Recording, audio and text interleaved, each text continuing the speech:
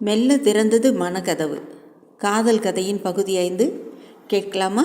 வாங்க போகலாம். வாசலில் கூட்டம் அதிகமாக இருக்கவே அது குறையும் வரையில் காத்திருக்க தீர்மானித்து உமாவும் மாலதியும் ஒதுங்கி நின்றார்கள். அந்த சமயத்தில் வாட்ட சாட்டமாக பயில்வான் போல தோற்றமளித்த ஒருவன் மாதவனையும் அந்த வாலண்டியரையும் கடந்து உள்ளே போக முயன்றான். ஆனால் மாதவன் அவன் தோளை பிடித்து நிறுத்தி, எங்க மிஸ்டர் உங்கள் டிக்கெட் என்று கேட்டான். அந்த மனிதன் பதிலுக்கு பரிகாசமாக, என்ன தம்பி சார் புதுசா என்னையே இவர் டிக்கெட் கேட்குறாரு? இந்த பேட்டையில் கலாட்டா நடக்காமல் பார்த்துக்கிறதுக்காக எனக்கு டிக்கெட் கொடுக்குற மாமூல் இவருக்கு தெரியாதா? நீ சொல்லு தம்பி என்று பக்கத்தில் இருந்த வாலண்டியரை பார்த்து கிண்டலாக சொன்னான். அதற்கு அவன் மாதவன் காதில் ரகசியமாக ஏதோ சொன்னான். உடனே மாதவன் முகம் கடுகடு என்று போனது. நான்சென்ஸ், வெளியில் போயா என்று கூறியபடி அந்த மனிதனின் முதுகில் கையை வைத்து லேசாக தள்ளினான். ஆனால் அவன் மாதவனை தொடர்ந்து வந்து, டே சோமாரி, எங்கிட்டே ராங் பண்ணுறியா? கண்டிஷனாக பேசுகிற கண்டிஷனு? 5 நிமிஷங்களுக்கு வாயில் வந்தபடியெல்லாம் மாதவனை திட்டி தீர்த்தான். உன்னை கம்முன்னு விட்டுருவேன் நினச்சியா என்று பயமுறுத்தி விட்டு புசு புசுவென்று மூச்சு விட்டு கொண்டு நின்றான். மாதவன் இது ஒன்றையுமே சாட்டை செய்யாமல் அடுத்து வந்தவர்களை உள்ளே அனுப்புவதில் கவனத்தை செலுத்தி தன் பணியை தொடர்ந்தான். இதற்குள் வேறொரு கேட்டில் அன்றைய நட்சத்திரம் கார் உள்ளே போவதற்காக ரசிகர் கூட்டத்தை விலக்கி வழி செய்வதில் ஈடுபட்டிருந்த போலீசார் கூச்சலை கேட்டு இந்த பக்கமாக விரைந்து வந்தார்கள். போலீஸை கண்டதும் அந்த ரவுடி வாயை மூடிக்கொண்டு நழுவி விட்டான். இவை அனைத்தையும் ஒரு ஓரத்தில் நின்று பார்த்து திகைத்து நின்றாள் மாலதி. மெதுவாக உமாவுடன் வாசலில் நெருங்கினாள். மாதவன் அப்போதுதான் அவர்களை பார்த்தான். அவன் முகத்தில் எந்தவிதமான சலனமும் இல்லாமல் உமாவின் கையில் இருந்த டிக்கெட்டை வாங்கி பார்த்துவிட்டு மீண்டும் அவளிடமே திருப்பி கொடுத்தான். 3வது வரிசையில் இருக்கும் நல்ல இடமாக கிடைத்தது. உமா கேட்டாள், ஏன் மாலதி, உன் கணவர் ஒன்றுமே பேசலை? எங்கு அவன் உமாவின் எதிரில் ஏதாவது பேசி தான் சுமூகமாக பதில் அளிக்க வேண்டிய ஒரு சூழ்நிலையை உருவாக்கி விடுவானோ என்று அவள் பயந்து கொண்டிருந்தாள். நல்ல வேளை, இந்த இடத்துல போய் என்ன பேச முடியும்? அட்லீஸ்ட் அந்த ரவுடி மாதிரி டிக்கெட் இல்லாமல் நான் வந்திருந்தாலாவது பேசுறதுக்கு வாய்ப்பு கிடைச்சிருக்கலாம். அதுவும் இல்லை என்று இடக்கு பேச்சினால் நேரடி பதிலை தவிர்க்க பார்த்தாள் மாலதி. ரொம்ப சமத்து தான் வழியுது பேச்சில். குறைந்தது ஒரு ஹலோ, ஒரு ஸ்வீட் ஸ்மைல், எதுவுமே இல்லை உங்கள் 2 பேருக்கும். இடைவேளையின் போது அவர்களுக்கு சிறிது தொலைவில் உட்கார்ந்திருந்த உமாவின் சித்தி பிள்ளை ஒருவன் தற்செயலாக இவர்களை பார்த்ததும் இவர்களின் இடத்துக்கு வந்து பேசினான். உமா அவனை மாலதிக்கு அறிமுகம் செய்து வைத்தாள். அவன் அந்த நாட்டியத்தை பற்றி உமாவிடம் விமர்சனம் செய்து ஏதோ போர் அடித்து கொண்டிருந்தான். நாட்டியம் முடிந்ததும் 2 பேரும் வெளியே வந்தார்கள். அதே சமயத்தில் இடைவேளையின் போது வந்த உமாவின் சித்திப்பிள்ளை ஸ்கூட்டரை ஓட்டிக்கொண்டு உமாவின் பக்கமாக நிறுத்தி, உன்னை வீட்டில் ட்ராப் பண்ணிட்டுமா உமா என்று கேட்டான். இருவராக வந்திருக்கையில் நாம் ஒருத்தியை மட்டும் கூப்பிடுகிறோமே என்ற உணர்வே இல்லாமல் அவன் உமாவை அழைக்க, சுகமாய் ஸ்கூட்டரில் வீடு போய் சேரும் வசதியையும் இழக்க விருப்பமின்றி உடன் வந்தவளை தனியே விட்டு போகவும் மனமின்றி உமா படும் சங்கடத்தை கவனித்த மாலதி, நீ வேணா போவுமா, எனக்கு பயம் இல்லை, நான் பஸ்ஸில் ஏறி போயிடுவேன் என்று நிலைமையை சமாளித்தாள். அப்போதுதான் தன் பிழையை உணர்ந்த அந்த சித்தி பிள்ளை, நான் இருந்து உன் ஃப்ரெண்டை பஸ்ஸில் ஏற்றிட்டே போகலாமா என்று சப்பை கட்டினான். அதற்குள் உமா, மாலதி கவலை விட்டுச்சு, அதோ பாரு அங்கே யார் வர்றாங்க என்று உற்சாகமாக சொன்னாள். மாலதி திரும்பி பார்த்தாள். மாதவன் தான் பின்னால் வந்து கொண்டிருந்தான். உமா மாதவனுக்கு தன் சகோதரனை அறிமுகப்படுத்திவிட்டு அவனிடம் நிலைமையை விளக்கினாள். இதோ பாருங்க மாதவன், நான் என் கசனோட ஸ்கூட்டரில் போகிறேன், நீங்கள் மாலதியை பத்திரமா அழைச்சிட்டு போகிறீங்களா? மாலதி அவமானத்தால் குன்றி போய்விட்டாள். அம்போ என்று நடுத்தெருவில் விட்டு போவதும் இல்லாமல் மாதவனிடம் வேற என்ன சிபாரிசு வேண்டி கிடக்கிறது? ஐயோ, இதற்கு இவன் வேறு என்ன பதில் சொல்ல போகிறானோ என்று மூச்சை பிடித்து கொண்டு நின்றாள். ஓ எஸ் என்று ஒரே வார்த்தையில் அவன் அந்த பொறுப்பை ஏற்றுக்கொள்ள உமா, குட் நைட் மாலதி என்று விடை பெற்று கொண்டு ஸ்கூட்டரில் ஏறிவிட்டாள். ஸ்கூட்டர் சென்ற பின்பும் 2 நிமிஷம் மௌனம் நிலவியது. மாதவன் அதை கலைத்தான். டாக்ஸி பக்கட்டுமா அல்லது பஸ்ஸில் ஏற்றி விட்டால் போதுமா? மாலதிக்கு துக்கம் பொங்கியது. அன்று தான் நாட்டியம் பார்த்த அழகுக்கு இதுதான் சரியான முத்தாய்ப்பு என்று நினைத்து கொண்டாள். இந்த மாதவனோ 3ஆம் மனிதர் போல டாக்ஸியா பஸ்ஸான்னு சாவதானமாக கேட்டு அவளை அனுப்பிவிட வேறு பார்க்கிறான். இங்கேயே எங்கோ அருகில் இருக்கும் தன் வீட்டுக்கு அவளை அழைத்து போக வேண்டும் என்ற எண்ணமே அவனுக்கு தோணலையே. இப்படி ஒரு இக்கட்டில் மாட்டிக்கொள்ள நேர்ந்ததை எண்ணி ஆறவே இல்லை அவளுக்கு. அதுவும் அந்த நேரத்தில் பஸ்ஸில் போனாலும் சிறிது தூரம் நடந்துதான் வீடு போய் சேர முடியும். உமாவின் மேல் கோபமாக வந்தது மாலதிக்கு. என்ன செய்கிறது? சிநேகிதிகளை நம்பி வந்தால் இதுதான் கதி. பாவம், அந்த சிநேகித்துக்கும் ஒரு ஸ்கூட்டர் சகோதரன் கிடைக்க வேண்டுமா? கார் உடையவனாக இருந்தால் லிஃப்ட் 2 பேருக்குமே கிடைச்சிருக்கும் என்றான் மாதவன் மாலதியின் குழப்பத்தின் காரணத்தை ஊகித்து.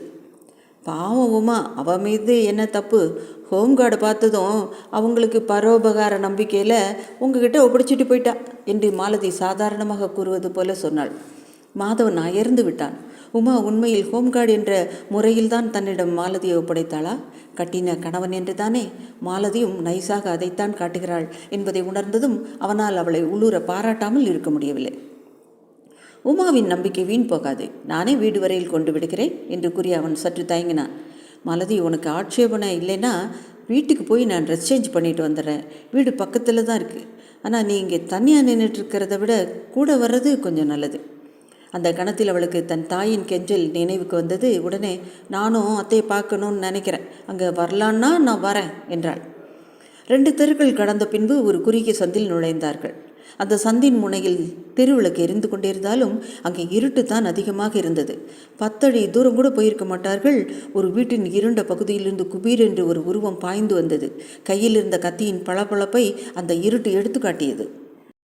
டேய் என்று கத்திக்கொண்டே வந்த அந்த உருவம் மாதவன் மேல் பாய்ந்து அவன் சட்டையை பிடித்து கொண்டது. அந்த மங்கிய வெளிச்சத்தில் அன்று மாலை டிக்கெட் இல்லாமல் வந்து கலாட்டா செய்த ரவுடிதான் இவன் என்பதை 2 பேருமே புரிந்து கொண்டார்கள். என்ன டிக்கெட்டு கேட்டே இல்லை, இப்போ உன் டிக்கெட்டை நான் கிழிச்சு போடுறேன் பாரு, இதோ பாருடா என்று அவன் கத்தியை ஆட்டியபடி ஆக்ரோஷத்துடன் கத்தினான். அவன் போதையில் இருக்கிறான் என்பது அவன் இருந்த நிலையிலிருந்து நன்றாக விளங்கியது. அவன் கையை மீண்டும் ஓங்கிய போது மாலதி குறுக்கே பாய்ந்தாள். விடு அவரை என்று அதட்டிய அவள் இருவருக்கும் இடையில் நின்று கொண்டாள். மாதவன் மெல்லிய குரலில் மாலதியிடம், அவனால் என்னை ஒன்றும் பண்ண முடியாது, நீ ஒதுங்கி வா, அவன் குடிச்சிருக்கான். எனக்கு தெரியும், நிதானம் இழந்தவன் என்பதால் தான் ஆபத்துன்னு பயப்படுறேன் என்று அந்த இடத்தை விட்டு நகராமலே மாதவனை திரும்பி பார்த்து கூறினாள் மாலதி. அந்த கத்தி எப்படி கொடு என்று ரவுடியிடம் கேட்டாள். நீ யாருமா என்னை மிரட்ட? பொம்பளையாச்சேன்னு பார்க்குறேன், இவன் சேர்த்துக்கிட்டானா உன்னை என்று கேட்டுவிட்டு சிரித்தான். அவ்வளவுதான். மாதவன் தன்னை மறந்தான். என்னடா சொன்ன? அவன் என் மனைவிடா, மனைவி என்று உரிமையபடி அவன் மேல் பாய்ந்தான். சரமாரியாக அவன் மேல் குத்துக்களையும் உதைகளையும் வாரி வழங்கினான். இதற்குள் இந்த அமர்க்களம் கேட்டு சுற்றிலும் உள்ள வீடுகளில் உள்ளவர்கள் எல்லாம் வர ஆரம்பித்தார்கள். மாலதி பயந்து விட்டாள். சட்டென்று மாதவனுடைய கரத்தை பிடித்து தடுத்து கெஞ்சும் குரலில் சொன்னால், விட்டுவிடுங்க, அவனை கும்பல் கூடுது, அவமானம். மாலதி தன் கையை பற்றி அந்த நிமிஷமே அவன் அமைதி அடைந்து விட்டான். தன் கையை பற்றியிருந்த அவளை ஒரு கணம் வியப்புடன் உற்று நோக்கினான்.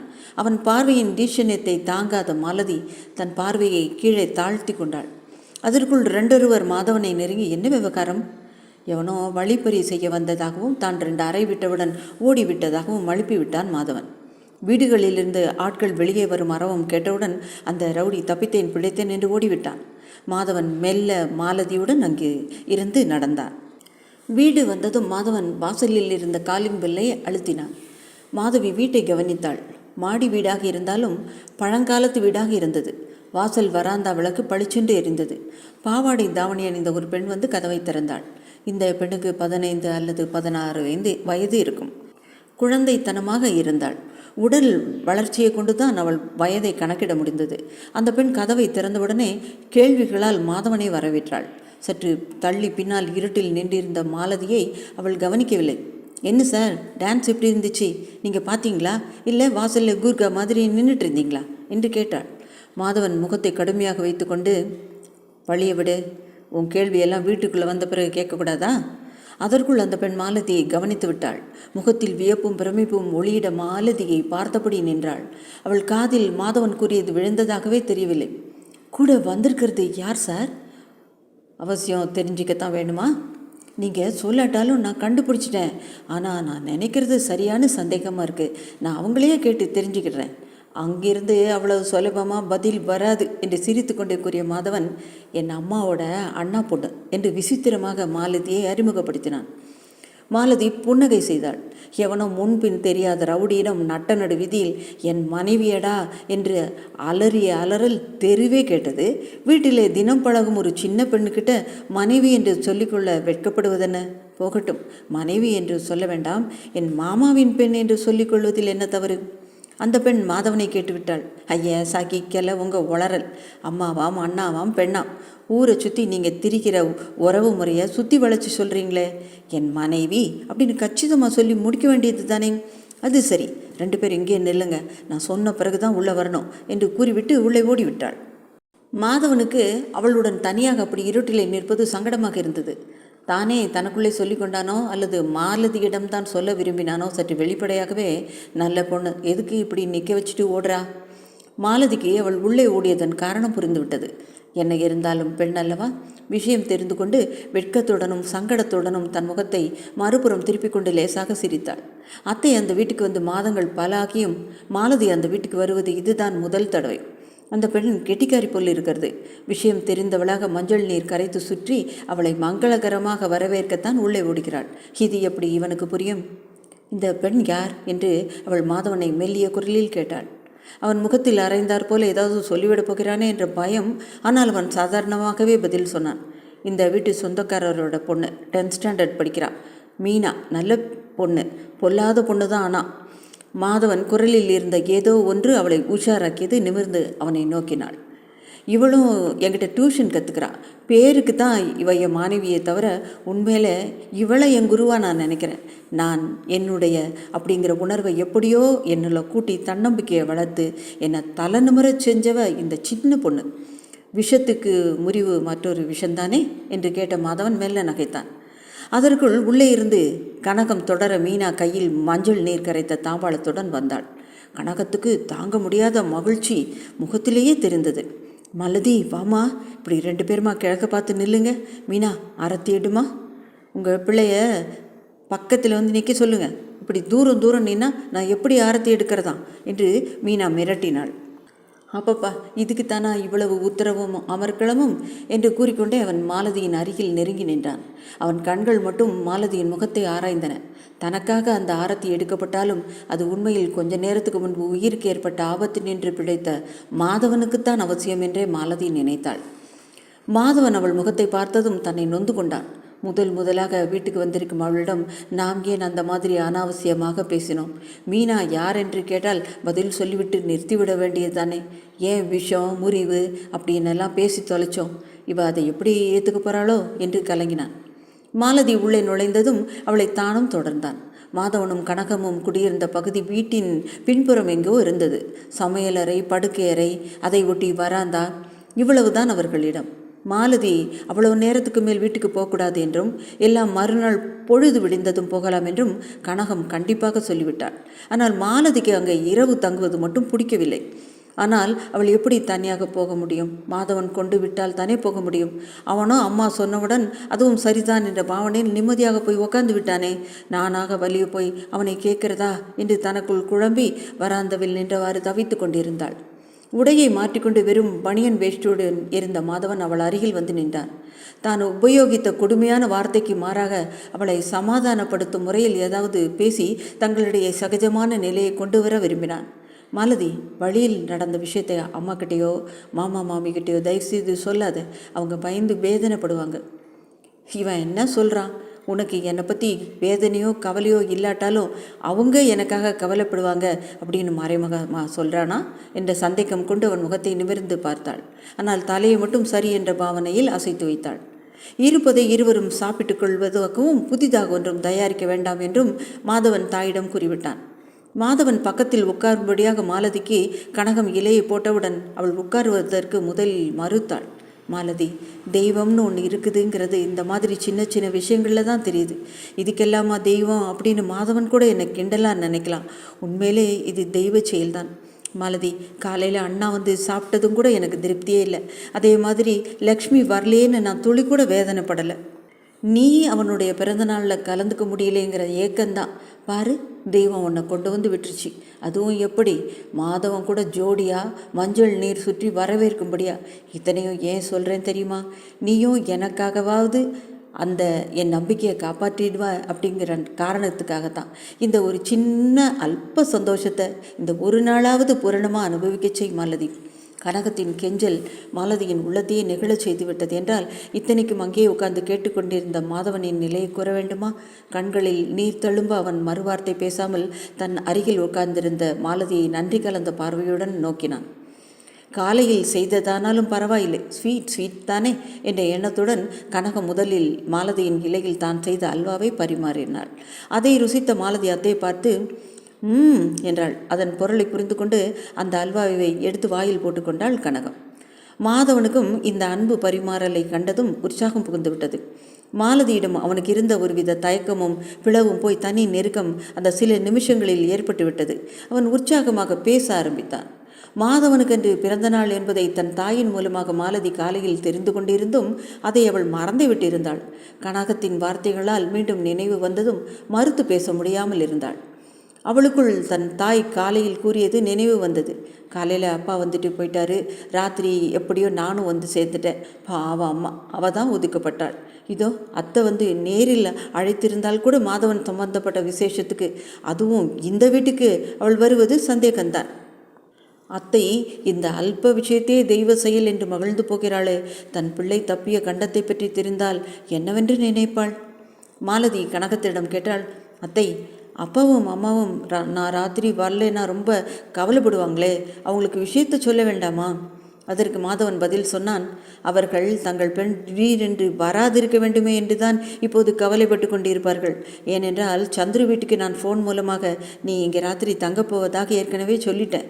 சந்துரு சொல்லியிருப்பான் இத்தனை நேரம். சாப்பிட்டானதும் மாலதி இருக்கும் அந்த ஒரு அறையிலேயே ஒரு மூலையில் உட்கார்ந்து கொண்டு அங்கிருந்த பத்திரிகை ஒன்றை புரட்டி கொண்டிருந்தாள். அன்று காலையில் எழுந்தபோது கூட அவள் அன்றிரவு அந்த வீட்டில் வந்து தங்க நேரம் என்று நினைக்கவில்லை. ஆனால் இப்போது நேரமாக ஆக தன் வீட்டுக்கே போயிருக்கலாம் என்று வேதனைப்பட ஆரம்பித்தாள். மாதவன் வரும் காலடி சத்தம் கேட்டதும் சட்டென்று எழுந்த மாலதி ஜன்னல் அருகில் சென்று நின்று கொண்டாள். என்றுமே இல்லாத படப்படப்பு இன்று மட்டும் அவனை கண்டதும் புதிதாக தோன்றுவானேன் அவளுக்கு விளங்கவில்லை. மாலதி என்று பரிவுடன் அவன் அவளை அழைத்ததும் அவளுக்கு அந்த முதல் இரவில் தன்னை அவன் அழைத்தது தான் ஞாபகத்துக்கு வந்தது. அவ்வளவுதான். அதிலிருந்து தன் கல்யாணத்துக்கு முன்பு தான் அவனை கேட்டது தைரியமாக முடியாது என்று மறுத்து பேசாமல் கடைசி வரை நம்ப வைத்து அவன் ஏமாற்றியது எல்லாமே வரிசையாக நினைவுக்கு வந்துவிட்டது. அவளுடைய பழைய குணம் விஸ்வரூபம் எடுத்து பாங்காக அமர்ந்து அவளை பழைய மாலதியாக மாற்றிவிட்டது. மாதவன் உரிமையுடன் அவளிடம் பேச ஆரம்பித்தான். மாலதி என்று கூறினான்.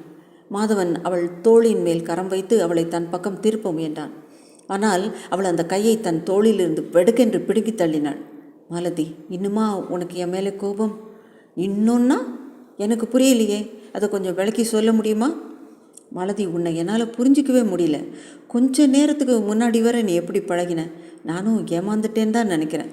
இப்போ நீ பேசுகிற விதமே ஏன் பயமாக இருக்குதா? மாதவன் அவளை வெறித்து பார்த்தான். மாலதி அதை துளி கூட சட்ட செய்யவில்லை. அவளை கேலியுடன் நோக்கியபடி, எனக்கு ஒரு கதை நினைவுக்கு வருகிறது. ஒரே ஒரு கழுதை தன்னை கண்டு எல்லா மிருகங்களும் நடுங்க வேண்டும் என்று நடக்காத ஆசையை ஒரு நாள் கொண்டதாம். அதனால் தனக்கு கிடைத்த புலி தோலை தன் உடலின் மீது போர்த்து கொண்டு திரிந்ததாம். அந்த தோல் போர்த்திய கழுதையை எல்லா மிருகங்களும் புலி என்றே நினைத்து நடுங்கி ஓடியதாம். கழுதைக்கு குஷி பிறந்தது. அந்த சந்தோஷத்தில் தன் வேஷத்தை மறைந்து தன் அழகான சொந்த குரலில் கத்திய போது அதன் சாயம் வெளுத்து விட்டதாம். அது போதாதா அந்த கழுதைக்கு என்று இகழ்ச்சியுடன் முடித்தாள். மாலதி, உன் அகம்பாவை இன்னும் உன்னை விட்டு ஒடியலையா? நான் நினச்ச அறநொடியில் இந்த இடத்துல இப்போவே உன் அகம்பாவத்தை நசுக்கிடுவேன் தெரியுமா என்று தைரியமாக பேசி தான் முன்பு போல அவளுக்கு பயப்படுவதாக இல்லை என்பதை உணர்த்தினான். மாலதியும் சளைக்கவில்லை. என் அகம்பாவத்தை அடக்க நினைத்தால் மட்டும் போதுமா? அதுக்கு வேண்டிய தைரியம் அவ்விடத்தில் உண்டா என்று கேட்ட அவள் தன் கடைசி ஆயுதமான விஷ பார்வையை முடுவேகத்துடன் அவன் மேல் வீசினாள். பாவம் மாதவன் ஆத்திரத்தை அடக்க முடியாமல் 2 கரங்களால் தலைச்சிகையை பிடித்து கொண்டான். அவனை அப்போதும் அவள் சும்மா விடவில்லை. ஏன், விஷம் தலைக்கு ஏறி போச்சா? மாதவன் கோபத்தால் துடிக்க தன்னை மறந்து அவளது 2 தோள்களையும் பிடித்து கொண்டு, பிசாசே, நீ ஏன் இங்கே வந்த? ஏன் என் நிம்மதியை இப்படி கொலைக்கிற என்று அடித்தொண்டையில் உரிமினான். மாதவன் வேதனையுடன் அந்த அறையை விட்டே வெளியில் ஓடினான். அவன் வெகு நேரம் கழித்துத்தான் வீட்டுக்கு வந்தான். மாலதி அந்த அறையில் ஒரு மூலையில் படுத்து தூங்கிக் கொண்டிருந்தாள். வராந்தாவில் கனகம் திருப்தியும் நிம்மதியாமாக அயர்ந்து தூங்கிக் கொண்டிருந்ததையும் மாதவன் கவனித்தான். அறையினுள் தன் படுக்கையை மற்றொரு ஓரமாக விரித்துவிட்டு கதவை மூடி தாழ் போட்டான். மறுநாள் காலையில் கனகம் முதல் தடவையாக மாலதி அந்த வீட்டுக்கு வந்திருக்கிறாள் என்பதற்காக அவளை எண்ணெய் ஸ்நானம் செய்ய சொன்னாள். பிறகு ஒரு புது புடவையை வெற்றிலை பாக்கில் வைத்து கொடுத்தாள். அத்தை, இது எதுக்கு? கனகம் கூறினாள். மாதவன் இதை எப்போதோ வாங்கி தன் பெட்டியில் வைத்திருக்கிறான். உனக்காகத்தான் இருக்கும். நீ என்றாவது வந்தால் உன் கையில் தருவதாக இருந்தேன். இன்று தான் வேலை வந்தது. மாலதி திடுக்கிட்டாள். முன்பு தான் வீசியெறிந்த புடவைதான் இது என்பதை அவள் புரிந்து கொண்டாள். வேறு வழியின்றி அழமாட்டா குறையாக அதையே உடுத்தி கொண்டாள். அத்தைக்கு காய்கறிகளை நறுக்கி கொடுத்த அவள் குப்பையை வீசி எறிவதற்காக பின்கட்டிலிருந்து வாசல் புறத்துக்கு வந்தாள். நடையில் சைக்கிளை துடைத்து கொண்டிருந்த அந்த வாலிபனை கண்டதும் தாங்க முடியாத அதிர்ச்சி அடைந்து சிலையாக நின்றாள். அந்த வாலிபனும் இவளை கண்டதும் வியப்புடன் எழுந்து நின்றான். அவன் வேறு யாருமல்ல, அந்த தியேட்டரில் இவளிடம் செருப்பு மரியாதை வாங்கி கொண்டு பின்னால் கணக்கு தீர்ப்பதாக சவால் விட்ட அந்த வாலிபன் தான். இவனை மறந்தே போயிருந்தாளே, இவன் இப்போது திடீரென்று எங்கெங்கே வந்தான் என்று மாலதி குழம்பி போனாள். மாலதி தன்னை சமாளித்து கொண்டு வாசலுக்கு குப்பையுடன் நகர்ந்தாள். போலி மரியாதையை காட்டி வழியை விட்டு ஒதுங்கிய அவன் அவள் நகர்ந்ததும் பின்னால் நின்றபடி விசில் அடித்தான். மாலதி திரும்பி வந்தபோது அவனை எரித்து விடுவது போல பார்த்தாள். ஆனால் அவனா அவள் பார்வைக்கெல்லாம் பயப்படுகிறவன் ஒரு மாதிரியாக பார்த்து சிரித்தான். அதே சமயம் மீனா மாடியிலிருந்து வேகமாக இறங்கியவள் மாலதியை கண்டதும் சிரித்தவாறே, குட் மார்னிங் அண்ணா, இதுதான் மிஸ்ஸஸ் மாதவன், ஐ மீன் மாலதி மாதவன். இவன் தான் என்னோட அண்ணன் முரளி, நாகப்புரியிலேருந்து வந்து 2 மாதம்தான் ஆகுது என்று இருவரையும் அறிமுகம் செய்வித்தாள். மாலதி பதில் சொல்லாமல் மீனாவை பார்த்து புன்னகை செய்தாள். முரளியை தொடர்ந்து பேசினான். நீங்கள் மேரேஜ் ஆன பிறகும் காலேஜில் படிக்கிறா போல தெரியுது. மாதவன் தன் மனைவி படிப்பதாக சொன்னாரே தவிர நீங்கள் தான் அவருடைய மனைவிங்கிறது எனக்கு தெரியாது. கல்யாணம் ஆன பிறகும் படிக்கிறதால படிப்பு பாதிக்காது என்பதில் நானும் நம்பிக்கையுடையவன் தான். நீங்கள் என்ன சொல்கிறீங்க?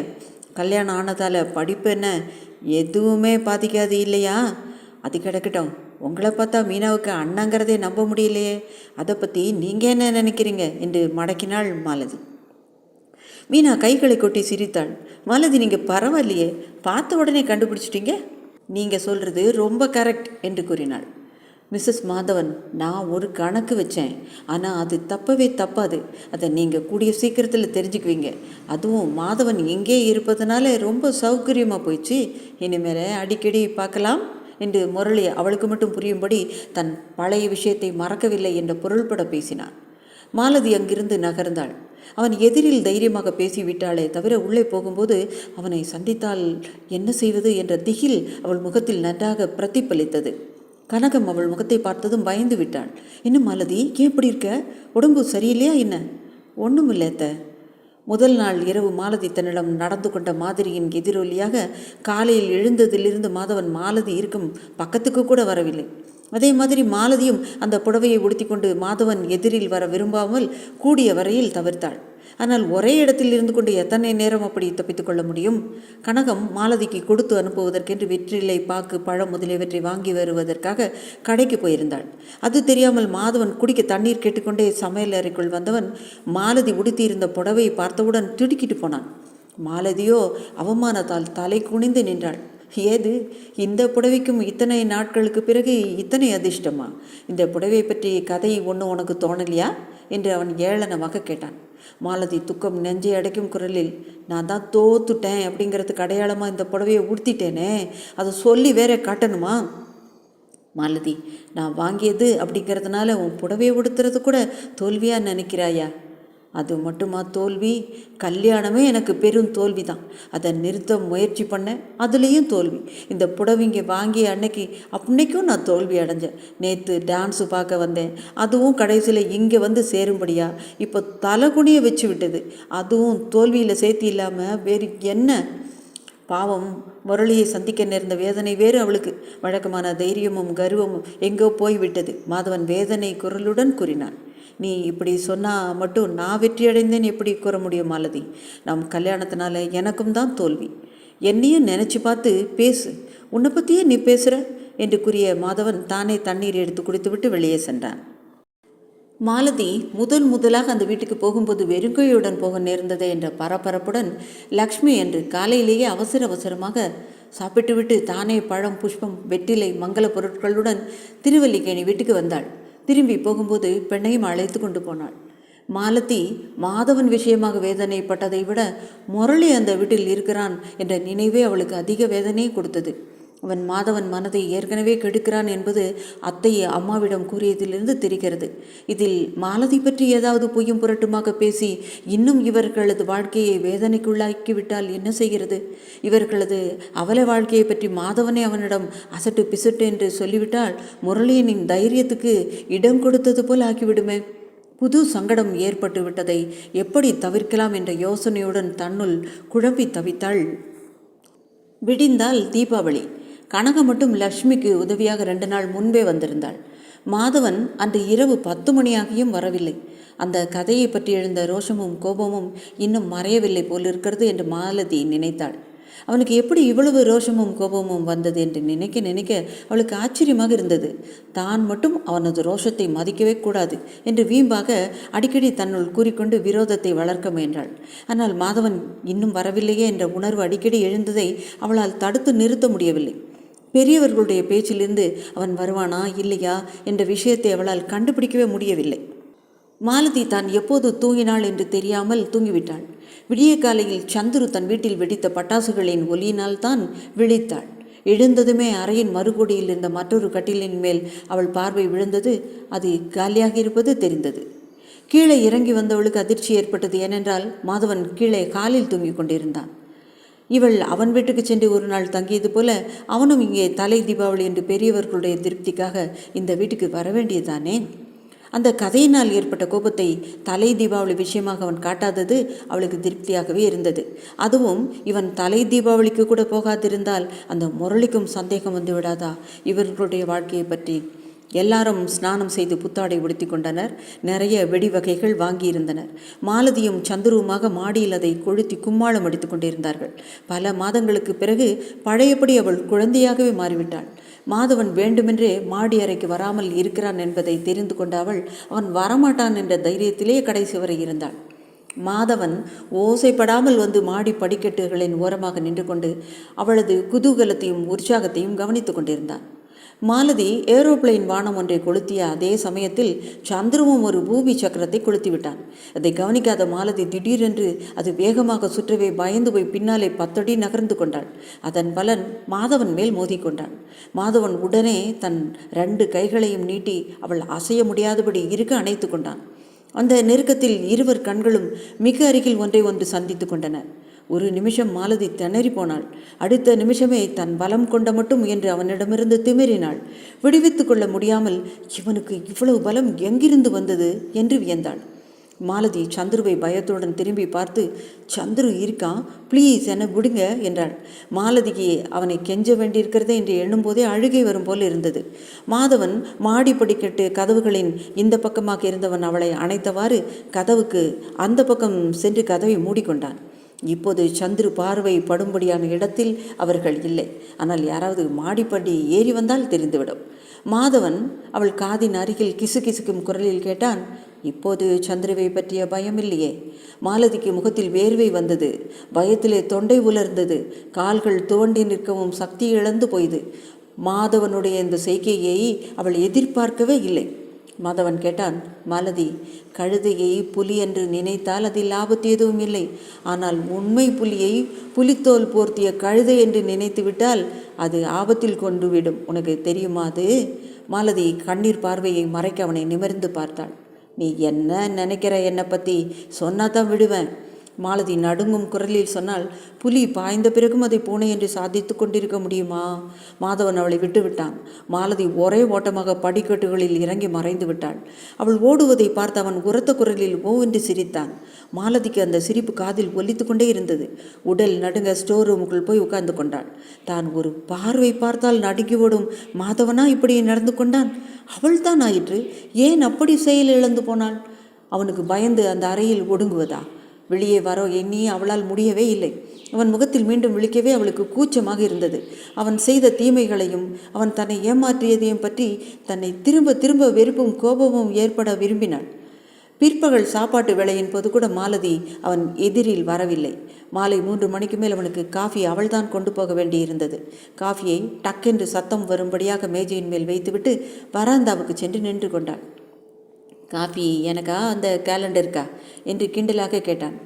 காஃபி எனக்காக இருந்தால் கையில் எடுத்தா குடிப்பேன், இல்லைன்னா காஃபியே வேண்டாம். மாலதி விடுவிடுவென்று காஃபியை அவன் கையில் முரடுத்தனமாக திணித்தாள். மாதவன் புன் சிரிப்புடன் அதை குடித்தான். அவன் தன் பிடிவாதம் அவ்வளவு சுலபமாக வெற்றியடைந்ததனால் மிக உற்சாகத்தில் இருந்தான். மாலதி அவன் காஃபி குடித்த பிறகு தன் போர்க்கொடியை உயர்த்தலாம் என்று பல்லை கடித்துக்கொண்டு பொறுத்திருந்தாள். ஆனால் மாதவன் தன்னையும் அறியாமல் ஒரு சந்தர்ப்பத்தை தானே அவளுக்கு வகுத்து கொடுத்தான். மாலதி, நான் உனக்கு இப்போ ஒரு ரகசியத்தை சொல்ல போகிறேன். அது உண்மையிலே நீ விரும்பி வரவேற்றா தீபாவளி பரிசாக நினச்சி இனிக்கக்கூடியது தான். ஆனால் நீ அதை எப்படி வரவேற்பான்னு தான் எனக்கு தெரியல. மாலதி மௌனமாக மேஜையின் மேலிருந்த பென்சிலை கையில் எடுத்துக்கொண்டாள். மாதவன் ஆவலுடன் அவள் முகத்தை பார்த்தான். மாலதி பதில் சொல்லாமல் பேப்பரில் ஏதோ கிறுக்கி கொண்டிருந்தாள். சரி, வெட்கத்தினால் மௌனமாக இருக்கிறாள் என்று நினைத்து மேலும் தைரியமாக பேச்சை தொடங்கினான் அவன். மாலதி, இன்று எப்படியாவது உன்னிடம் விளக்கி சொல்ல முடிவு செய்துவிட்டேன். ஆனால் தயவுசெய்து அதை நீ விரும்பாவிட்டால் மௌனமாக இருந்துவிடு. பதில் சொல்ல மாட்டியா மாதவி? மாதவி ஒரு முறை அவனை பார்த்துவிட்டு நிதானமாக சொன்னாள். கேள்வி தெரிஞ்சா தானே பதில் சொல்கிறதுக்கு. பரவாயில்ல மாலதி, அதுக்கு பிறகு சாவதானமாக பேசிக்கலாம். இத்தனை நாள் சொல்லாமல் தள்ளி போட்ட அந்த விஷயத்த இன்னும் ஒரு வேளை கழித்து சொல்கிறதுனால குடி முழுக்கியா போகிறது? மாலதி, சாயங்காலம் 2 பேருமா ஏதாவது சினிமாவுக்கு போகலாமா என்று ஆர்வத்துடன் கேட்டுக்கொண்டே அவள் அருகில் வந்தான். மாலதியின் உடல் நடுங்கியது. தன் மன வலிமையெல்லாம் திரட்டி கொண்டாள். கையில் இருந்த பேப்பரை 2ஆக மடித்து மேஜையின் மேல் வைத்துவிட்டு அவனுக்கு எந்த விதமான பதிலும் சொல்லாமல் அவனை திரும்பி கூட பார்க்காமல் காஃபி டம்ளரை எடுத்து விரைந்தாள். மாதவன் அந்த காகிதத்தை எடுத்து தயங்கியவாறே பிடித்தான். அதை படித்ததும் நெற்றி நரம்புகள் புடைத்தன. அவனுக்கு கண்கள் சிவந்தன. அது பென்சிலால் ஒரு நாய் வரையப்பட்டிருக்கிறது. அதன் கீழே நன்றிக்கு இலக்கணமே, நன்றியை மட்டும் கொண்டிருக்கும் நீ ரோஷத்தை மறந்தது ஏன் என்று அவள் கைப்பட எழுதியிருந்தது. அட கடவுளே, இவள் இதை எழுதி கொண்டிருந்த போதா என் விஷயத்தை சொல்ல ஆரம்பித்தேன். ஐயோ, அது எத்தகைய இழிவான நிலையில் என்னை கொண்டு போய் விட்டிருக்கும். சொல்லாததே நல்லது. இனி என்றைக்குமே அதை சொல்லக்கூடாது. என் உள்ளத்தில் புதையுண்டு உடலோடு அழிக்கப்பட வேண்டிய ஒன்று அது என்று நினைத்து கொண்டான். மாலதி கீழே சென்றவள் ட்ரெஸ் செய்து கொண்டு தன் தோழிகளை பார்க்க வெளியில் வேண்டுமென்றே கிளம்பிவிட்டாள். அவள் வரும்போது இரவு 8 மணிக்கு மேல் ஆகிவிட்டது. அம்மா மட்டுமே வீட்டில் இருந்தால் வீடே அமைதியாக இருந்தது. மாலதி மிகவும் நல்லவள் போல, என்னம்மா நீ மட்டும் தனியாக இருக்க, அத்தேங்க? மாதவன் வீட்டில் அமர்க்களப்படுத்தி இருந்தால் அந்த ஒரு கேள்வியிலேயே எல்லாம் வெளியாகி இருக்கும் என்ற நம்பிக்கை அவளுக்கு. அவங்க வீட்டுக்கு போயிட்டா, நீ வந்தா உங்ககிட்ட சொல்லிட சொன்னா. அம்மா பதிலில் மாலதி எதிர்பார்த்த விவரம் தெரியவில்லை. இதற்கு மேல் எப்படி கேட்பது என்றும் புரியவில்லை. நீ வெளியே புறப்பட்ட 10 நிமிஷத்திலே மாதவனும் வெளியே கிளம்பி போயிட்டான். அவன் புறப்படுற போது நாங்கள் எதிரில் இருந்தபோதும் அவன் ஒன்றும் சொல்லாமல் போகவே உடனே வந்துடுவான்னு தான் நினச்சோம். அவன் கடைசி வரைக்கும் வரவே இல்லை. கொஞ்ச நேரத்துக்கு முன்னால் அவன் தன்னோட வீட்டிலேருந்து ஃபோன் பண்ணி அத்தையை வீட்டுக்கு வர சொன்னான். மாதவன் வீட்டில் ஒன்றுமே சொல்லலை என்பது தெரிந்து அவள் நிம்மதி அடைந்தாள். மாலதி மாடிக்கு சென்றால் போனதும் அவள் மேஜையைத்தான் பார்த்தாள். அவள் குரூரமாக எழுதியிருந்த காகிதம் அவள் வைத்த நிலையிலேயே வைத்திருந்தது. அதை எடுத்து பிரித்து பார்த்தாள். அதில் ஒன்றுமே எழுதியிருக்கவில்லை. அவள் அதை கிழித்து துண்டுகளை ஒவ்வொன்றாக பொறுமையுடன் ஜன்னல் அருகில் பறக்கவிட்டு அதை வேடிக்கை பார்த்து கொண்டு நின்றாள்.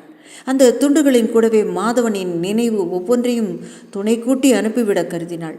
அவள் பெரியவர்களுக்காகவும் அவனுடன் போலி வாழ்க்கை வாழப்போவதில்லை. எதற்காகவும் பயப்பட போவதில்லை. தனி ஒருத்தியாக வாழத்தான் போகிறாள். கடைசி துண்டுக்கும் கையை ஆட்டி டாட்டா சொல்லி கதவை மூடிவிட்டு நிம்மதியுடன் கீழே சென்றாள். அன்று காலேஜில் வகுப்பு நடந்து கொண்டிருந்த போது பியூன் வந்து சிறு குறிப்பை லெக்சரரிடம் கொடுத்தான். லெக்சரர் மாலதியை பார்த்து பிரின்சிபல் அவளை கூப்பிடுவதாக சொன்னார். மாலதியும் உடனடியாக சென்றாள். பிரின்சிபல் அறையில் அவள் எதிர்பாராதவாறு அவர் தந்தையே உட்கார்ந்திருந்ததை கண்டதும் அதிர்ச்சியும் வியப்பும் அடைந்தாள். பிரின்சிபல் மாலதியை பரிதாபமும் பரிவும் தோன்ற பார்த்து, மாலதி, உன் தந்தை உன்னை வீட்டுக்கு அழைத்து போக விரும்புகிறார். நீ போய் வாமா. மாலதி, என்னப்பா என்று திகிலுடன் கேட்டாள். ஒன்றுமில்லைம்மா, நீ வகுப்புகளை போய் புத்தகங்களெல்லாம் எடுத்துட்டு வா, நம்ம போகலாம். மாலதி வகுப்புக்கு சென்று புத்தகங்களை அவசரமாக அள்ளிக்கொண்டு விரைந்தாள். அவளுக்கு பிரின்சிபலின் பார்வையும் ராகவனின் முகம் இருந்த விதமும் பிடிக்கவில்லை. வாசலில் ராகவன் வந்த டாக்ஸியை காத்து கொண்டிருந்தது. டாக்ஸியில் இருவரும் உட்கார்ந்தவுடன் ராகவன், ஜெனரல் ஹாஸ்பிட்டலுக்கு போப்பா என்று கூறினார். மாலதி திடுக்கிட்டாள். யாருக்கப்பா உடம்பு? அம்மாக்கா? இல்லைம்மா, மாதவனுக்கு தான். அப்பா என்று அலறியபடி அவர் கையை நடுங்கும் தன் கரத்தால் பிடித்து கொண்டாள். அவர் ஆதரவுடன் அவள் கரத்தை மெல்ல தட்டி கொடுத்து விட்டு சொன்னாள், மாதவனை யாரோ கத்தியால் குத்திட்டாங்களாம், ஆஸ்பத்திரியில் அட்மிட் பண்ணியிருக்காங்க. எனக்கு ஆஃபீஸுக்கு ஃபோன் வந்துச்சு. மாலதி கல்லாய் சமைந்து உட்கார்ந்து விட்டாள். அப்பா, உயிருக்கு பயம் இல்லையே? எப்படிம்மா நான் சொல்கிறது? அங்கே போனால் தான் எனக்குமே எதுவும் தெரியும். அத்தை அம்மா எல்லாரும் போயிருக்காங்களா? ஆமாம், எல்லாரும் அங்கே தான் இருக்காங்க. மாலதி கண்களை மூடிக்கொண்டு சாய்ந்து விட்டாள். மாதவனுக்கு ஏதாவது ஏறுமாறாக ஆக்கிவிட்டாள். அவள் வாழ்க்கையில் நடக்கக்கூடாதது நடந்து விட்டால் நினைத்து பார்த்த மாலதிக்கு உள்ளம் துடித்தது, உடல் நடுங்கியது. என்னால் அவர் எந்த சுகமும் படவில்லை என்ற நினைவுக்கு வந்ததும் அவள் உயிரே நடுங்கியது. ஆஸ்பத்திரி எதிரில் டாக்ஸி நின்றதும் ராகவன் கையில் கிடைத்த நோட்டை டிரைவரிடம் இருந்துவிட்டு உள்ளே ஓட்டமும் நடையுமாக விரைந்தார். மாலதியும் தந்தையை தொடர்ந்து ஓடினாள். பல வார்டுகளை, நெடிய வராந்தாக்களை, குறுக்கிடும் திருப்பங்களை கடந்து உள்ளே போனார்கள். மாலதிக்கு கால்கள் துவண்டது. இதயம் மேல் எழும்பி தொண்டையில் வந்து துடிப்பது போல் அடைத்து கொண்டு ஒரு வேதனை. அதோ எதிரே வராந்தாவில் ஒரு கொடியில் அத்தையும் அம்மாவும் அழுது கொண்டே தொடர, சக்கரவண்டியில் தலையிலிருந்து கால் வரை வெள்ளை துணியால் இழுத்து மூடப்பட்டு மாலதியின் நெஞ்சத்தில் இத்தனை நேரமாக ஒலித்து கொண்டிருந்த அந்த ஒரு வார்த்தை அந்த ஆஸ்பத்திரி கட்டடமே அதிர ஒரு பெரிய அலராக ஐயோ அத்தான் என்று பீறிட்டு கொண்டு வந்தது. அடுத்த நிமிஷமே அந்த வண்டியின் சக்கரத்தின் அடியிலே விழுந்து விட்டாள். அவ்வளவுதான், நினைவை இருள் மூடியது. கீழே விழுந்து கிடந்த அவளை மாலதி மாலதி என்று யாரோ உலுக்கி எழுப்பினார்கள். மாலதி கண்களை திறந்தாள். அவள் அருகில் லட்சுமியும் ராகவனும் உட்கார்ந்திருந்தார்கள். மாலதி தாயின் மடியில் விழுந்து அழ ஆரம்பித்தாள். என்னம்மா மாலதி, எதுக்கு அழற? அத்தான்னு அலறுனியே என்று ராகவன் விசாரித்தார். மாலதி சட்டென்று நிமிர்ந்து சுற்றிலும் நோக்கினாள். அது ஆஸ்பத்திரி அல்ல, அவளுடைய வீட்டு கூடத்தில் தான் அவள் படுத்திருந்தாள். அப்படியானால் அத்தனையும் கனவா? எவ்வளவு அருவருப்பான கனவை தொடர்ச்சியாக கண்டிருக்கிறாள். திரும்பி தலையணையை பார்த்தாள். தெப்பமாக நனைந்திருந்தது. கனவிலேயே அவள் அழுதிருக்கிறாள். ராகவன் கூறினார், லக்ஷ்மி, அவளுக்கு குடிக்க கொஞ்சம் தண்ணி கொடு, குடிச்சிட்டு தூங்கட்டும். மாலதி துடித்தாள். ஐயோ, அவள் தூங்குவது இருக்கட்டும், அந்த கனவு உண்மையிலே பலித்து விட்டாள். அப்பா, மணி எத்தனைப்பா? மாலதி கேட்டதன் காரணத்தை அவர் புரிந்து கொண்டு சிரித்தார். மணி 1:06. அதனால் என்னம்மா, கண்ட கனவை உடனே சொல்லிட்டா கனவு பலிக்காதுன்னு சாதாரணமாக சொல்லுவாங்க. நீயும் உடனே சொல்லிடு. பாவம் மாலதி குரல் நடங்க, அத்தானை கத்தியால் யாரோ குத்திட்டாங்கப்பா, அவரை நாம் இழந்து விடுவது போல கனவு கண்டேன்ப்பா. லக்ஷ்மி பெண்ணை அணைத்து கொண்டாள். பைத்தியம், மாதவனுக்கு ஆயுள் கட்டி, இறந்து விடுவது போல கனவு கண்டாலே அவர்களுக்கு ஆயுள் கட்டி என்பார்கள் என்று ராகவன் தைரியம் கூறினாள். அதனால்தான் அத்தான் அத்தான் என்று அழுதாயா? அசடு, தைரியமாக தூங்கு என்று கூறியபடி உள்ளே இருந்து அம்பாள் பிரசாதமான குங்குமத்தை எடுத்து வந்து தன் பெண் நெற்றியில் பெரிதாக பொட்டு வைத்தாள். லக்ஷ்மி பெண்ணை அணைத்தபடி அருகிலேயே படுத்து கொண்டாள். மறுநாள் காலையில் மாலதி எழுந்ததும் தன் பெற்றோர் தன்னை அடிக்கடி பார்த்து தங்களுக்குள் புன்னகை பரிமாறிக்கொள்வதை கவனித்துவிட்டு வெட்கம் கொண்டாள். பகல் வேளைக்கே உரிய தைரியம் தோன்றி அந்த தைரியத்தில் இரவில் தான் நடந்து கொண்ட மாதிரியை நினைத்து வெட்கம் கொண்டாலும் அந்த கனவை நினைக்கும் சமயங்களில் தன் வயிற்றில் ஏதோ வேதனை செய்வதையும் உணர்ந்தாள். அப்படியானால் மாதவன் வாழ்க்கையில் அவளுக்கும் ஏதோ ஒரு சம்பந்தம் இருக்கிறது என்று தானே அர்த்தம். அதை எப்படி அவள் மறுக்க முடியும்? கனவின் கடைசி கட்டத்தை நினைத்து பார்த்தாள். தன் வாழ்க்கையையும் தன்னுடைய சர்வமும் மாதவனுடன் நாசமாகிவிட்டன என்ற உணர்வோடு தானே கனவில் தன் நினைவை இழந்து கீழே விழுந்தாள். தன் மஞ்சள் குங்குமம் நிலைத்து நிற்பதற்காக மாதவனது வாழ்வை அவள் விரும்புகிறாள். அறையில் இருந்த அந்த ஜன்னல் அருகே தான் நின்று கொண்டிருந்தாள். அவள் பார்வை தற்செயலாக ஒரு கொக்கியின் இடுக்கில் தென்பட்ட துண்டு காகிதத்தின் மேல் சென்றது. ஜாக்கிரதையாக அதை எடுத்தாள். அந்த துண்டில் அவள் எழுத்தில் நன்றிக்கு என்று எழுதியிருந்தது. அவள் கிழித்து பறக்கவிட்ட துண்டுகளில் ஒன்று மட்டும் எப்படியோ தப்பி அங்கு மாட்டிக்கொண்டிருக்கிறது. தான் இதை பறக்கவிட்ட அன்று நினைத்ததை மீண்டும் நினைவுபடுத்தி கொண்டு பார்த்தாள். காற்றில் பறக்கும் இந்த துண்டுகள் மீண்டும் என் அறைக்குள் வரப்போவதில்லை, அதே போல மாதவனும் என் நினைவில் நிலைக்கப் போவதில்லை என்று தானே நினைத்தாள். ஆனால் நடந்தது என்ன? அவளையும் மீறி இத்தனை நாட்களுக்கு பிறகும் எப்படியோ பிழைத்து ஒரு காகித துண்டு இதோ அவள் அறைக்குள் வந்துவிட்டது. அந்த கனவு அவள் வாழ்க்கையில் மாற்றத்தை ஏற்படுத்திவிட்டது. நாளடைவில் லக்ஷ்மியும் ராகவனும் தங்கள் பெண்ணிடம் மாறுதலை உணராமல் இல்லை. எப்போது பார்த்தாலும் ஏதோ சிந்தனை, உண்பது, உறங்குவது, எதிலும் அச்சிரத்தை. இருவரும் பெண்ணை பற்றி கவலைப்பட ஆரம்பித்தார்கள். அன்று மாலதி காலேஜுக்கு புறப்பட்டு கொண்டிருந்தாள். அலைய குலைய சந்துரு ஓடி வந்தான். அக்கா, உனக்கு ஃபோன், திருவல்லிக்கேணியிலேருந்து வந்திருக்குது, யாரோ மீனாவா உங்கள்கிட்ட பேசணுங்கிறா என்று இறக்க கூறினான். மாலதி புத்தகங்களை அப்படியே கீழே போட்டுவிட்டு உட்கார்ந்து விட்டாள். அவள் கை காலெல்லாம் வெலவெலத்து கண்கள் இருண்டு விட்டன. சந்துரு, மாமி சீக்கிரம் ஓடியாங்களேன் என்று கத்தினான். சமையல் அறையிலிருந்து லக்ஷ்மியும் தன் அறையிலிருந்து ராகவனும் ஓடி வந்தார்கள். இந்த மாலதி அக்காவை பாருங்களேன், திருவல்லிக்கேணிலேருந்து ஃபோன் வந்திருக்குன்னு தான் சொன்னேன், அப்படியே என்னவோ மாதிரி பார்த்துட்டு கீழே உட்காந்துட்டா என்று சந்துரு திகிலுடன் சொன்னாள். மாலதி முழங்கால்களில் முகத்தை புதைத்து கொண்டு உட்கார்ந்திருந்தாள். லக்ஷ்மி அவள் அருகில் சென்று தலையை வருடியபடி, மாலதி என்று கூப்பிட்டாள். தாயின் அன்பு கரம் பட்டதும் தன்னை சமாளித்து கொண்டு அவள் மடியில் முகம் புதைத்து விம்ம ஆரம்பித்தாள். பைத்தியம், இவ்வளவு கவலையும் அக்கறையும் இருக்கிறவ அங்கேயே போய் கூட இருக்கலால, இங்கே இருந்துட்டு ஏன் நடுங்கிட்டு இருக்க? லக்ஷ்மி பாதி பரிகாசமும் பாதி பரிதாபமுமாக கேட்டாள். ராகவன் அதற்குள், நான் போய் ஃபோனை கவனிக்கிறேன், கவலைப்படும்படியாக ஒன்றும் இருக்காது, தைரியமாக இரு என்று கூறி சந்துருவையும் அழைத்து கொண்டு போனார். மாலதி தாயின் மடியை விட்டு முகத்தை நிமிர்த்தவே இல்லை. கடவுளை, இந்த ஒரு தடவை அவரை எப்படினாலும் பழைக்க வச்சுடு. இனிமேல் அவர் மனசு புண்படும்படி நான் பேசவே மாட்டேன். அவரை இழப்பமாகவோ இழிவாவோ நினைக்கவே மாட்டேன். மரியாதையாக நடந்துக்கிறேன். எனக்கு கடைசி சந்தர்ப்பமாக இதை கொடுத்துப்பார் என்று மனதுக்குள்ளே வேண்டிக் கொண்டாள். அவள் மாதவனுக்குத்தான் ஆபத்து என்று முடிவே கட்டிவிட்டாள். ராகவன் திரும்பி வந்தார். ஆனால் அவர் நடையில் பரபரப்பு இருந்ததை கண்டவுடன் லக்ஷ்மிக்கு கூட திகில் வந்துவிட்டது. மாலதியும் நிமிர்ந்து தந்தையின் முகத்தை பார்த்தாள். லக்ஷ்மி, கனகம் 2-3 நாளாகவே ஜுரத்துடன் இருந்திருக்கிறாள். அத்துடன் வேலையையும் செஞ்சிருக்கா. இப்போது திடீர்னு மயக்கமாக விழுந்துட்டாளாம். மாதவனும் ஆஃபீஸ்க்கு போயிட்டானான். புத்திசாலி பெண்ணு. அந்த மட்டும் மாதவனுக்கு ஃபோன் செய்து அவனாலேயே வைக்காமல் இங்கே ஃபோன் பண்ணியிருக்கா. ஏங்க, இப்போ என்ன பண்ணுறது? அக்காவை இங்கேயே கூட்டிகிட்டு வந்துடலாமா என்று லக்ஷ்மி கேட்டாள். அவளை ராகவன் கையமர்த்தினார். அவசரப்படாதே லக்ஷ்மி, மாதவன் வீட்டில் இல்லாத நேரத்தில் அவளை நாம் இங்கே கூட்டிகிட்டு வர்றது ரொம்ப தப்பு. மேலும் அவளுக்கு ஜுரம் என்று ஒரு வார்த்தை கூட நமக்கு தெரிவிக்காதவன் நாம் அவளை இங்கே அழைத்து வருவதை விரும்புவானா? மாதவன் ஒன்றும் சொல்ல மாட்டாங்க. அப்படி சொன்னாலும் சொல்லட்டும். அதுக்காக அக்காவை நிராதரவாக அங்கே விடுறதா? அந்த பெண் மீனா கூட சொன்னாள். கனகம் மாலதியை உதவிக்கு அழைத்து கொள்ளலாம்னு சொன்னாலாம். மாதவன் தான் இந்த வீட்டிலேருந்து யாருமே அங்கே வரக்கூடாதுன்னு கண்டிப்பாக சொல்லிட்டானான். மாப்பிள்ளை ஸ்தானத்தில் உட்காந்துட்டா பழைய உறவு பாசம் எல்லாம் தலைக்கணமும் முரட்டுத்தனமுமா மாறிடுது. ராகவன் சற்று கோபத்துடனேயே சொன்னார். மாலதியின் குற்றமுள்ள நெஞ்சம் அதை ஒப்புக்கொள்ள மறுத்தது.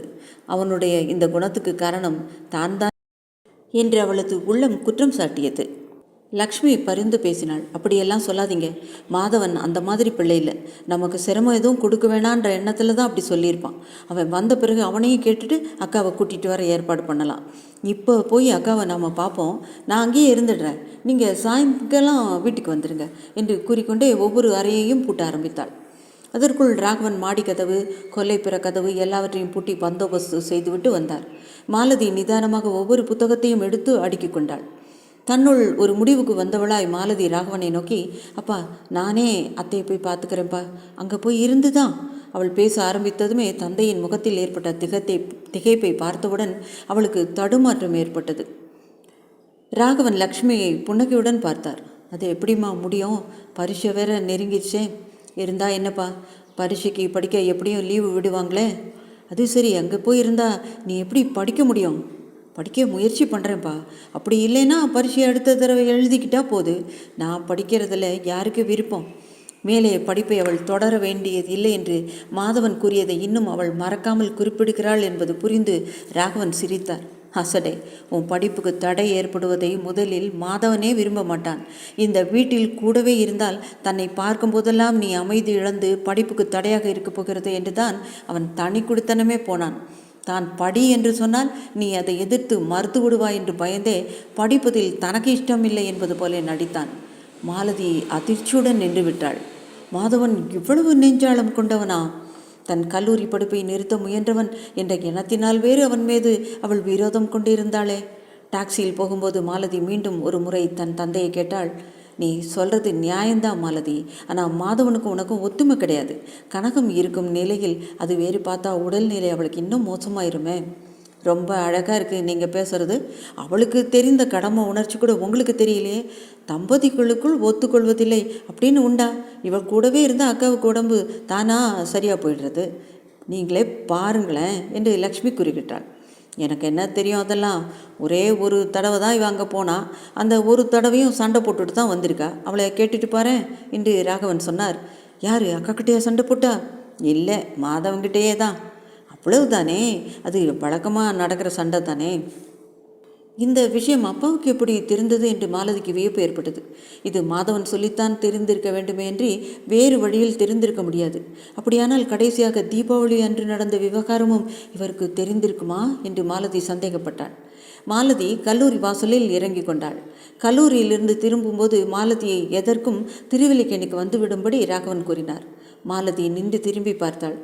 டாக்ஸியில் ராகவன் மனைவியின் பக்கம் திரும்பி சிரித்து கொண்டே ஏதோ சொல்ல லக்ஷ்மியும் மகிழ்ச்சியுடன் பதிலுக்கு குரல் விட்டு சிரித்தது பின்பக்கத்து கண்ணாடி வழியே நன்றாக தெரிந்தது. தன்னை பற்றித்தான் பேசினார்கள் என்று அவளுக்கு தெரிந்ததால் சிரித்தபடி கல்லூரிக்குள் போனாள். மாலதியின் மனதில் மாதவன் மேல் காதல் வந்துவிட்டது. ஆனால் மாதவன் நிலை என்ன? முரளியால் மாலதிக்கு வரும் ஆபத்து என்ன? அடுத்த பகுதிகளில் பார்க்கலாம். ராஜி ஸ்டோரிஸிலிருந்து உங்கள் நான். நன்றி.